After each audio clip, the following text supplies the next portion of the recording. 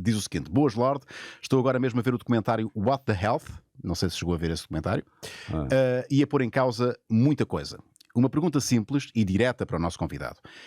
É normal toda a nossa vida ouvirmos que o açúcar é a causa para os diabetes e afinal é a carne que é a verdadeira causa associada a esta doença? Gostava de saber a posição do Sr. Lair Ribeiro. Obrigado. Tá. Eu acho que o açúcar, que vem aumentando o consumo nos últimos 100 anos, é responsável por muita coisa, não é só por diabetes. É responsável, inclusive, por doenças cardiovasculares, é responsável pela hipertensão arterial na maioria das vezes, porque o açúcar, ele provoca no corpo uma coisa chamada resistência insulínica. E mesmo que a pessoa não seja diabética, dentro dos parâmetros da medicina, porque dentro dos parâmetros médicos, diabético é aquele que tem a glicose aumentada. Mas no nosso conceito que nós seguimos, uma pessoa pode ter a glicose normal, mas ela tem uma resistência insulínica, e mesmo que ela nunca foi diabética, ela pode sofrer as consequências de uma doença diabética. E quais são as consequências de uma resistência insulínica? As mais variadas, desde a pressão alta até o próprio câncer. Tá?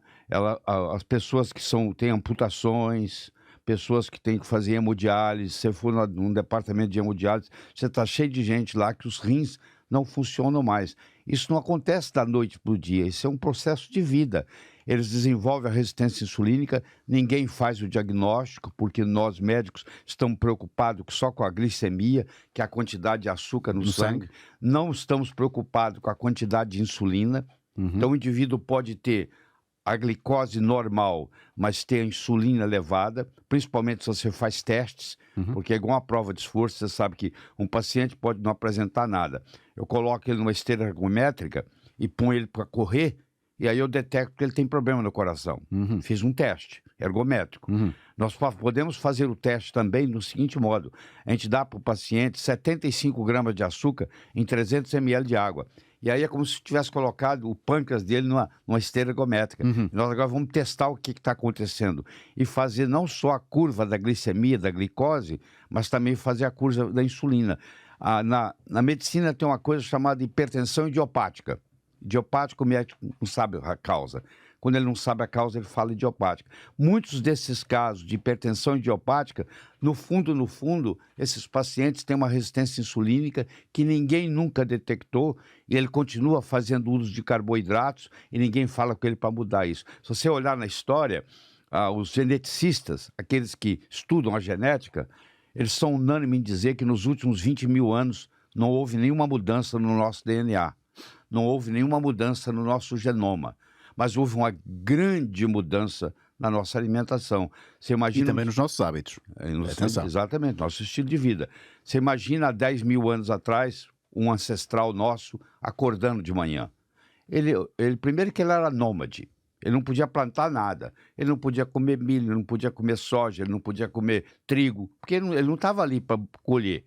Nem tão pouco ele podia comer muita fruta, porque quando a fruta começa a amadurecer, o passarinho vem e come.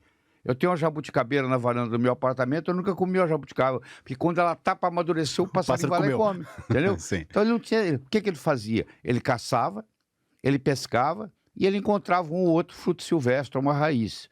E isso era o quê? Não tinha carboidrato nessa história. E ele matava a presa, matava o animal, tirava as entranhas, levava para casa e deixava a carcaça magra para os predadores comerem à noite. Hoje a gente faz o contrário. Você quer comer a carne magra, porque alguém falou para você que gordura faz mal. E não é verdade. Isso aí é uma mentira das melhores. E é tão mentira que virou dogma. É quase que uma religião. E é um dogma que interessa... E vamos falar da indústria muitas vezes durante a nossa conversa. Eu tive a oportunidade de ser diretor médico da Merck Sharp & Dohme por 3 anos e meio nos Estados Unidos, e fui diretor executivo, cheguei a vice-presidente da Ciba Corporation, que hoje é a Novartis. 8 anos e meio da minha vida, eu convivi na indústria farmacêutica. Então eu sei muito bem o que acontece lá dentro. A indústria farmacêutica é o seguinte: você não pode desenvolver nenhum remédio que mata, porque dá processo. Mas você também não quer desenvolver um remédio que cura, porque aí você não tem paciente, não tem cliente. Então tem que ser um remédio que nem mata, manter doentes? Nem mata, nem cura. Que os mantém doentes, portanto. Que mantém doente. Essa é a grande verdade. Por isso é que chama indústria. Ela está preocupada com a saúde. Ela está preocupada em dar o acionista que comprou a ação dela ganhar dinheiro. Oi, Lairo, nós temos aqui tantos assuntos para conversar. Deixa-me só fechar aqui esta questão do açúcar, sem perdermos aqui este raciocínio. Mais perigoso ainda que o açúcar é o adoçante.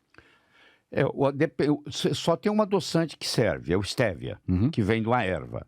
Tirando o stevia, tudo mais é complicado. O adoçante, por exemplo, o aspartame, que muitos dos nossos telespectadores aqui estão colocando no café para adoçar e acha que é inocente, isso aí causa até Alzheimer, para você ter uma ideia. Isso aí causa, um dos componentes a fenilalanina. Então, como é que pode provocar Alzheimer e é vendido? Querido, tem tanta coisa que faz mal. Eu digo o seguinte, acompanha meu raciocínio. Como que pode uma coisa que faz mal para quem é são fazer bem para quem é doente? Se você pegar o remédio do seu pai, que seu pai toma, e você tomar exatamente o que seu pai toma, daqui um mês eu voltar aqui, você está doente. Como é que pode uma coisa que faz mal para quem é são fazer bem para quem é doente?